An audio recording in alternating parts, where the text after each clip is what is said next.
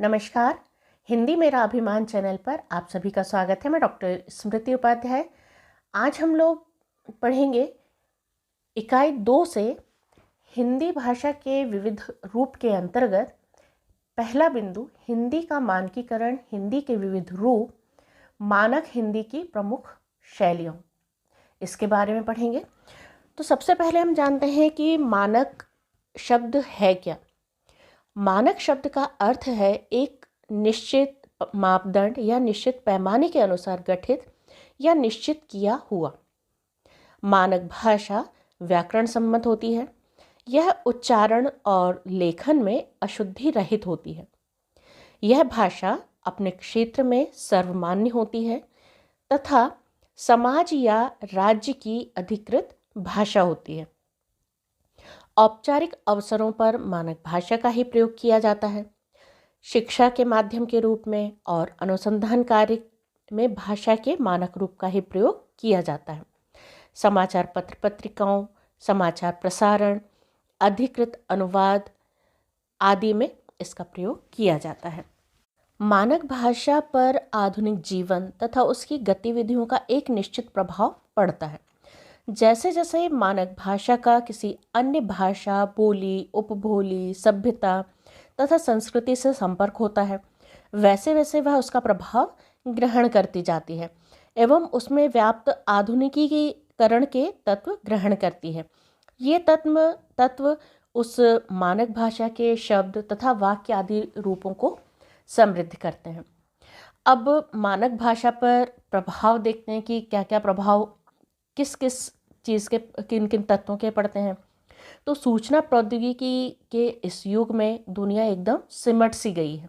इस कारण विश्व की भाषाएं एक दूसरे पर प्रभाव डाल रही हैं तथा अपने शब्द सामर्थ्य, भाषा सौंदर्य एवं साहित्यिक विधाओं से एक दूसरे को आकर्षित कर रही हैं। हिंदी एक समृद्ध मानक भाषा है। उसमें ग्रहणशीलता ज़्यादा होने के कारण वह अपने देश की अन्य प्रांतीय भाषाओं के शब्द, वाक्य तथा बोलने एवं लिखने की शैलियों को ग्रहण करती है। हिंदी मानक भाषा का लचीलापन उसकी आधुनिकता की निशानी है। वह विभिन्न भाषाओं की कहावतों, मुहावरों को अपने को नए रूप में तथा यथारूप में भी ग्रहण करती है। राजनीतिक और प्रशासनिक दृष्टि से भी हिंदी में आधुनिकीकरण की प्रक्रिया तेजी से चल रही है। नए नए शब्दों को ग्रहण कर रही है। नवीन वैज्ञानिक तकनीकी के कारण हिंदी में कई नए शब्द आ रहे हैं। दूरदर्शन, आकाशवाणी, फिल्म, समाचार पत्र पत्रिकाओं, पुस्तकों के कारण मानक भाषा हिंदी गांव-गांव तक पहुंच रही है। नवनिर्मित, आगत, परिवर्तित, संकर शब्द हिंदी को और ज़्यादा समृद्ध कर रहे हैं तथा आधुनिक युग से स्वयं को हिंदी भाषा जोड़ रही है। हिंदी भाषा का विकास मेरठ, दिल्ली, आगरा के आसपास बोली जाने वाली बोली से हुआ। इससे पहले हिंदुई, फिर हिंदवी और बाद में यानी कि कालांतर में हिंदी नाम दिया गया। इसी हिंदी के शुद्ध रूप को अयोध्या सिंह उपाध्याय ने ठेठ हिंदी कहा। अंग्रेजों ने खड़ी बोली नाम दिया। यही हिंदी ठेठ, खड़ी, शुद्ध और परिनिष्ठित रूपों और कई विशेषणों को ग्रहण करती हुई आज मानक हिंदी बन गई है। आज यह मानक भाषा पूरे उत्तर भारत में शिक्षा, साहित्य, प्रशासन, व्यापार और अन्य गतिविधियों के संचालन का माध्यम बनी। आज पूर्वी और दक्षिणी भारत में भी हिंदी भाषा का विस्तार हो रहा है।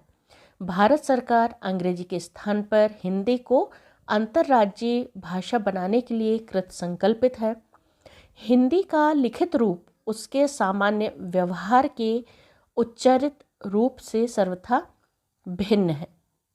उदाहरणार्थ, बोलचाल में मेरे को, जनता, हम लेट हो गए आदि रूप प्रचलित है, परंतु लिखने में भाषा के व्याकरण की दृष्टि में मान्य शुद्ध रूप को ही अपनाया जाता है। बोलचाल की भाषा में हम अशुद्धियों का प्रयोग कर देते हैं या अन्य शब्दों का इस तरह से प्रयोग करते हैं कि जो कि व्याकरण सम्मत नहीं होती, लेकिन लिखित रूप व्याकरण सम्मत होता है। तो हिंदी भाषा का जो मानकीकरण की प्रक्रिया हुई, तो मानकीकरण की अनेक पद्धतियाँ और सोपान हैं। इसमें भारतीय भाषा वैज्ञानिक डॉक्टर भोलानाथ तिवारी ने मानकीकरण के 7 सोपान या 7 तत्व माने हैं। सबसे पहला है चयन। यह मानकीकरण का प्रथम सोपान है। इसके अंतर्गत किसी बोली या भाषा का चयन तथा उसकी संरचनात्मक एक रूपता का कार्य होता है। यह प्रक्रिया सहज तथा स्वाभाविक होती है। यह सायास भी होती है। मानक भाषा के लिए खड़ी बोली का चयन स्वाभाविक था, क्योंकि यह हमारे देश की राजधानी दिल्ली के आसपास के क्षेत्रों के अलावा देश के अन्य क्षेत्रों में भी प्रचलित थी।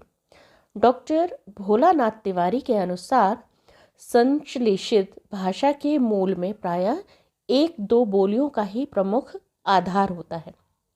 यूरोप के नॉर्वे और स्वीडन का यदि उदाहरण देखें तो वहाँ मानक भाषा के रूप में किसी एक बोली या भाषा के स्थान पर प्रचलित समस्त बोलियों के संश्लेषण के आधार पर नई भाषा का विकास किया गया। हमारे देश में हिंदी की स्वीकृति के बाद उसके अक्षर, शब्द रूप, वाक्य, अर्थ तथा वर्तनी की विभिन्नताओं में से एक का चयन कर उसे मानक माना गया। दूसरा सोपान है स्वीकरण। स्वीकरण मानकीकरण की प्रक्रिया का दूसरा चरण है। चयनित मानक भाषा इकाइयों की व्यापक सामाजिक स्वीकृति स्वीकरण कहलाता है। स्वीकरण धीमी गति से होता है। इस प्रक्रिया में सबसे पहले शिक्षित समाज द्वारा तथा बाद में व्यापक सामाजिक स्वीकृति प्राप्त होती है। तीसरा है प्रयोगण। स्वीकरण और प्रयोगण एक दूसरे की पूरक क्रियाएं कही जाती हैं। दोनों एक दूसरे की पूरक क्रियाएं हैं, क्योंकि स्वीकरण मानसिक संकल्पना है। स्वीकार जो हम करते हैं वो मानसिक रूप से करते हैं, जबकि उसका मूर्त रूप प्रयोगण में उद्घाटित होता है। समाज प्रयोग द्वारा ही मानक भाषिक इकाइयों को स्वीकृति प्रदान करता है। चौथा सोपान है समन्वयन। समन्वयन जो नियमित क्रम और संयोग कहलाता है।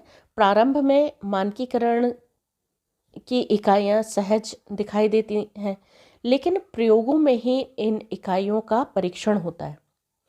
इकाइयां मतलब अक्षर चयन, शब्द चयन, रूप चयन, वाक्य चयन, अर्थ चयन, लिपि चिन्ह एवं विराम चिन्हों का चयन आदि। पांचवा सोपान है आत्मसातन। आत्मसातन भाषा में समन्वय का आधार आत्मसातन की प्रक्रिया है। हिंदी में तत्सम, तद्भव, देशज, विदेशी तथा अन्य भारतीय भाषाओं के शब्दों का आत्मसातीकरण के आधार पर मानक रूप प्राप्त होता है। छठा सोपान है विस्तारण। मानक भाषा जब अपने क्षेत्र के बाहर विविध विषयों एवं प्रयोजनों के लिए प्रयुक्त होती है, तब उसके अनुसार अनेक भाषा रूप उभरने लगते हैं। भाषा की संपन्नता उसके क्षेत्र तथा विषय के विस्तार पर निर्भर होती है। मानक भाषा का विस्तार मूलतः क्षेत्र जनित, प्रयुक्ति जनित और शैली जनित होता है। तो क्षेत्र जनित के बारे में हम जानते हैं। क्षेत्र जनित विस्तार क्या है? तो अपने भाषाई क्षेत्र से जब बाहर प्रयुक्त होने पर उस भाषा की उस क्षेत्र की भाषा के प्रभाव से उसके अनेक रूप बनने लगते हैं। जैसे दक्षिण भारत की Hindi, Fiji, Mauritius, Trinidad, tobacco आदि के मानक हिंदी के रूप में और भारत की हिंदी के मानक रूप में अंतर दिखाई पड़ता है। तो ये क्षेत्र जनित विस्तार होता है। दूसरा है प्रयुक्ति जनित विस्तार। विषय तथा प्रयोजन के अनुसार भाषा के अनेक रूप होते हैं। ये रूप प्रयुक्तियाँ कहलाते हैं। साहित्य, प्रशासन, सूचना प्रौद्योगिकी, विज्ञान आदि अनेकों क्षेत्रों में भाषा की शब्दावली तथा संरचना में भी परिवर्तन हो जाता है। और इन जो शब्दावली विशेष क्षेत्रों में प्रयुक्त होती है वो हम आम बोलचाल की भाषा में प्रयोग नहीं करते हैं, वो उसी क्षेत्र विशेष में विशेष रूप से प्रयोग की जाती है। तीसरा है शैली जनित। सामाजिक सांस्कृतिक परंपराओं, ऐतिहासिक प्रभावों एवं समसामयिक आवश्यकताओं के कारण भाषा की विभिन्न शैलियाँ विकसित हो जाती हैं, जैसे उर्दू, हिंदुस्तानी तथा दक्खनी हिंदी शैलियाँ विकसित हुई। यह भाषा का शैली जनित विस्तार है। अब हम बात करते हैं 7वां चरण, प्रयुक्ति मानकीकरण। मानक भाषा अपने क्षेत्र, प्रयुक्ति और शैलीगत विस्तार से अव्यवस्थित होने लगती है, अतः विभिन्न प्रयुक्तियों के परिप्रेक्ष्य में उसका मानकीकरण आवश्यक हो जाता है। प्रयुक्ति मानकीकरण के पश्चात ही भाषा के मानकीकरण की प्रक्रिया पूर्ण होती है। अब हम बात करते हैं भाषा के विविध रूपों की। भावाभिव्यक्ति के संदर्भ में विश्व की सभी भाषाएं सामान्यतः समान होती हैं, क्योंकि सभी भाषाएं विचार विनिमय का प्रमुख साधन के रूप में प्रयुक्त होती है। मन के भावों और अभिव्यक्ति की भिन्नता के कारण भाषा में भिन्नता होती है। इसका कारण है इतिहास, भूगोल, संस्कृति तथा प्रयोक्ता संबंधी भिन्नता। भाषा वैज्ञानिकों ने भाषा को प्रयोग के आधार पर निम्नलिखित रूपों में व्याख्यायित किया है। सबसे पहला आता है बोली। किसी सीमित क्षेत्र में रहने वाले लोगों की घरेलू बोलचाल की भाषा ही बोली है। इसमें स्थानीयता का प्रभाव स्पष्ट होता है। प्रायः एक ही भाषा की कई बोलियां हो सकती हैं, इसलिए बोली को भाषा का लघुतम रूप या इकाई कह सकते हैं। बोली भी अपनी निकटतम दूसरी बोली से भिन्न होती है, लेकिन उसकी विशिष्ट उच्चारणगत विशेषता होती है, जो कि क्षेत्र विशेष के व्यक्ति की पहचान होती है।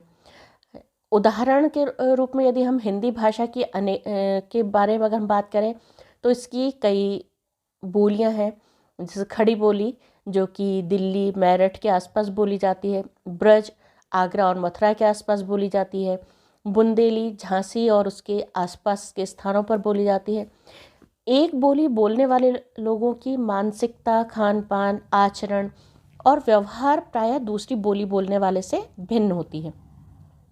अतः बोली किसी स्थान विशेष में रहने वाले लोगों की विशिष्ट पहचान होती है। दूसरा है विभाषा। जब कोई बोली अपने भौगोलिक विस्तार के कारण किसी प्रांत या उपप्रांत में प्रचलित हो जाती है, तब उसे विभाषा या उपभाषा कहा जाता है। ऐसा कहा जा सकता है कि बोली का बड़ा एवं विस्तृत रूप विभाषा है। एक भाषा के अंतर्गत कई विभाषाएं या उपभाषाएं हो सकती हैं। उदाहरणार्थ, खड़ी बोली अपनी विकासशील क्षमताओं के कारण अब बोली नहीं रही, अपितु निरंतर विकासशील होकर विभाषा और परिनिष्ठित भाषा की श्रेणी में आ गई है। तीसरा है परिनिष्ठित भाषा। जब कोई विभाषा अपने सुव्यवस्थित व्याकरण के साथ सभ्य एवं शिक्षित वर्ग के दैनिक व्यवहार में प्रयुक्त होने लगती है, तब वह परिनिष्ठित भाषा का रूप ग्रहण कर लेती है। यह भाषा एक बड़े समुदाय के विचार विनिमय का साधन बन जाती है। इसका सर्वाधिक प्रयोग शिक्षा, साहित्य रचना, सूचना एवं सरकारी कामकाज में होने लगता है। इसका एक निश्चित व्याकरण होता है और इसको शिक्षित समाज में सर्वाधिक आदर प्रदान किया जाता है। दैनिक समाचार पत्र, पत्रिकाएं, पाठ्य पुस्तकों तथा सरकारी सूचनाओं में इसी परिनिष्ठित भाषा का प्रयोग किया जाता है। उदाहरण के रूप में अगर हम देखें तो खड़ी बोली जो कभी एक स्थान विशेष दिल्ली और उसके आसपास पर बोली जाती थी, धीरे धीरे परिनिष्ठित भाषा का रूप ग्रहण कर पूरे हिंदी प्रदेश के करोड़ों लोगों द्वारा बोली और लिखी जाती है। यही हमारी परिनिष्ठित भाषा है, जिसमें सभी प्रकार की सूचनाएं प्रसारित होती हैं। यही भाषा हमारे समाचार पत्रों तथा दूरदर्शन की भाषा है। यही सरकारी भाषा भी है। यह भाषा भारत के विविध विभाषा क्षेत्रों में राष्ट्रीय एवं भावात्मक एकता स्थापित कर रही है। चौथा रूप है साहित्यिक भाषा। जो भाषा मुख्यतः साहित्य रचना के लिए प्रयुक्त की जाती है उसे साहित्यिक भाषा कहते हैं। यह भाषा बोलचाल की भाषा से भिन्न तथा परिनिष्ठित भाषा के निकट होती है। यह भाषा पूर्ण, परिमार्जित, परिष्कृत एवं सुसंस्कृत होती है। कवि और लेखक अपनी अपनी रचनाओं में इसी भाषा का व्यवहार करते हैं।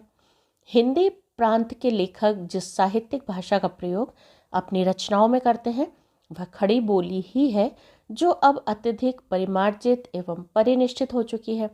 इस साहित्यिक भाषा का व्याकरण सुनिश्चित हो चुका है। आज का हिंदी साहित्य इसी साहित्यिक भाषा में लिखा जा रहा है। पांचवा रूप है विशिष्ट भाषा।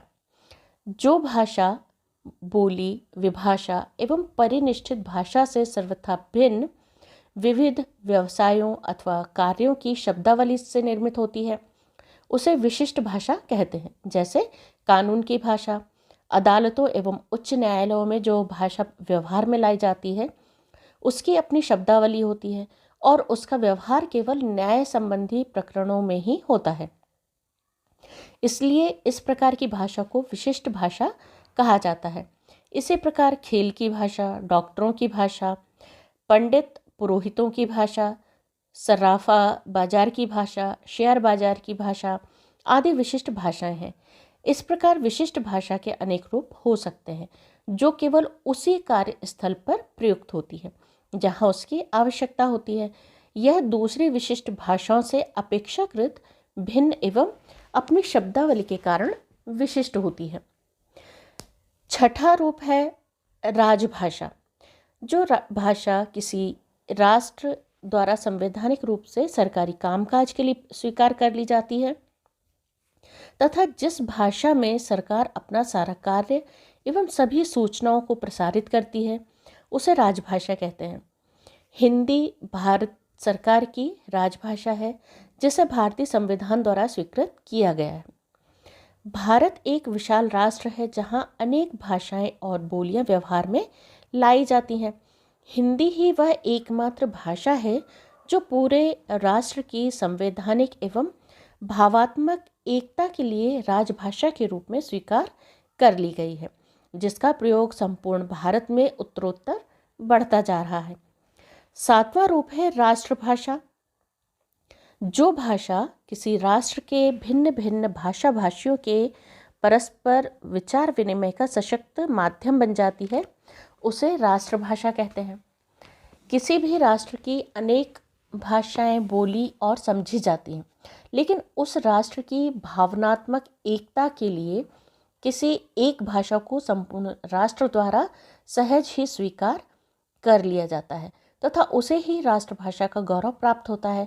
उदाहरणार्थ अगर हम देखें तो भारत में पंजाबी, बंगला, गुजराती, मराठी, मलयालम, तमिल, तेलुगु, कन्नड़ आदि अनेकों भाषाएं बोली जाती हैं, लेकिन हिंदी को ही भारत की राष्ट्रभाषा का गौरव प्राप्त है। चाहे वो अघोषित रूप से है, लेकिन राष्ट्रभाषा का गौरव हमारे भारत में प्राप्त है।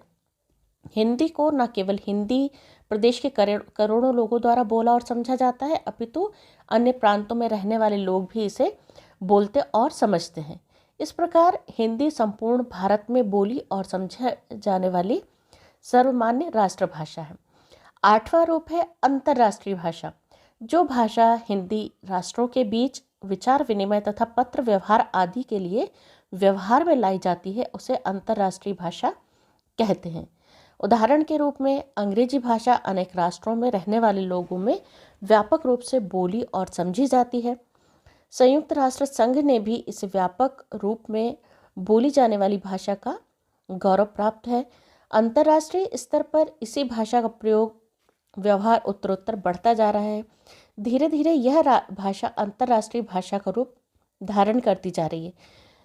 संख्या की दृष्टि से पूरे विश्व में बोली जाने वाली भाषाओं में चीनी, स्पेनिश, अंग्रेजी और हिंदी का स्थान सबसे ऊपर है। अब हिंदी भाषा का अंतर्राष्ट्रीय भाषा भी विश्व भाषा के रूप में निरंतर आगे बढ़ रही है और स्वीकार्यता की ओर आगे कदम बढ़ा रही है। तो इस तरह हमने देखा इकाई 2 से पहला बिंदु हिंदी भाषा का मानकीकरण, हिंदी भाषा के विविध रूप और इसकी प्रमुख शैलियाँ। तो इससे बहुत सारे प्रश्न बनकर आते हैं। उन प्रश्नों को आप लोग बनाइए और मुझे कमेंट बॉक्स में लिखकर भेजिए और उनके साथ ही उनके उत्तर भी लिखिए। जिस प्रश्न का उत्तर ना आप ढूंढ सकें उसे मुझसे पूछिए, मैं उस प्रश्न के उत्तर को बताऊंगी। तो अगले बिंदु के साथ अगली वीडियो में हम फिर मिलेंगे। तब तक के लिए नमस्कार, धन्यवाद।